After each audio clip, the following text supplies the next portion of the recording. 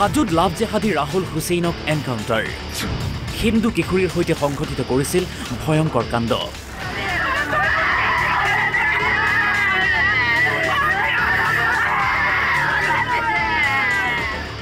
এতিয়া শুনক সম্পূৰ্ণ কাহিনী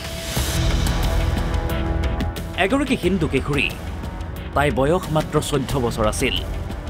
বৃহস্পতিবাৰে নিশা শুই আছিল কিশোৰীগৰাকী কিন্তু পিতৃ মাতৃয়ে গম নোপোৱাকৈ মাজনিশা ঘৰৰ পৰা ওলাই গৈছিল কিশোৰীগৰাকী আৰু পুৱা পানীত উপঙি থকা অৱস্থাত উদ্ধাৰ কিশোৰীগৰাকীৰ মৃতদেহ হাজোৰ এই বিলখনৰ এই কালভাৰটোৰ ওচৰতেই উদ্ধাৰ হৈছিল কিশোৰীগৰাকীৰ মৃতদেহ তাৰ পাছতেই এক হাহাকাৰময় পৰিৱেশৰ সৃষ্টি হয় ঘৰখনত ইফালে এই কালভাৰটোৰ কাষতেই উদ্ধাৰ হৈছিল কিশোৰীগৰাকীৰ চেণ্ডেল আৰু মোবাইলৰ কল ৰেকৰ্ডৰ ভিত্তিত চাংচাৰিৰ পৰা গ্ৰেপ্তাৰ কৰিছিল ৰাহুল হুছেইন নামৰ যুৱকজনক ৰাহুলৰ ঘৰ হোজাই বৰমবৈত পেছাত ৰাহুল এগৰাকী ট্ৰেক্টৰ চালক হাজো আৰক্ষীৰ জিম্মাত থকা ৰাহুল হুছেইনক তদন্তৰ বাবে পুৱতি নিশা ঘটনাস্থলীলৈ নিয়া হৈছিল আৰু প্ৰস্ৰাৱ কৰা স্থলেৰে ৰাহুলে পলাবলৈ চেষ্টা কৰিছিল আৰু তেতিয়াই ৰাহুললৈ লক্ষ্য কৰি গুলীচালনা কৰে আৰক্ষীয়ে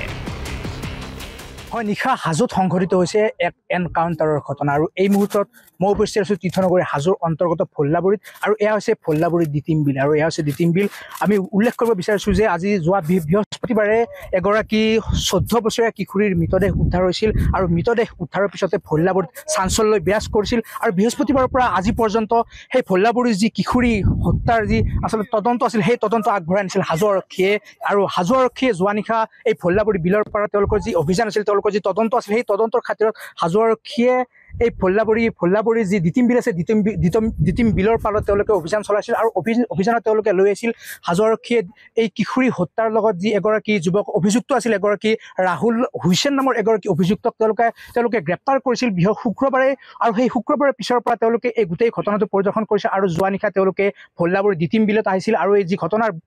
ঘটনাৰ বুজ লোৱাৰ কাৰণে অভিযুক্ত ৰাহুল হুছেইনক তেওঁলোকে লগত লৈ আহিছিল আৰু ৰাহুল হুছেইনে নিশা আৰক্ষীৰ বেহু ফালি তেওঁ পলায়নৰ চেষ্টা কৰিছিল আৰু সেই পলায়নৰ চেষ্টা কৰোঁতে হাজো আৰক্ষীৰ গুলীয়ে ভৰিত বিন্ধিলে অভিযুক্ত ৰাহুল হুছেইনক লাগে আমাৰ 13 বছৰীয়া 14 বছৰীয়া ছোৱালী এটা মাৰি ভাল লাগে ঘৰৰ পৰা নি ভাল হয় সি প্ৰেম খেলা সি কিয় মাৰি ভাল লাগে আজি তাক পুলিচে তাক গুলিয়াইছি ভৰিত আমি ময়ো দেখা নাই আমি শুনছো আৰু তাক গুলিয়াই বিৰাট ভাল পাইছো আৰু তাক নাকাৰণে ফাঁচি দিব লাগে আৰক্ষীৰ গুলীত আঘাতপ্ৰাপ্ত ৰাহুল হুছেইনে সম্প্ৰতি জিএমচিত চিকিৎসাধীন হাজোৰ পৰা বিকি মেধি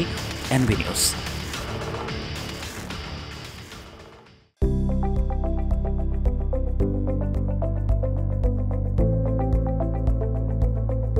NB নিউজ সহজ সৰল ভাষাত নৱভাৰতৰ কথা।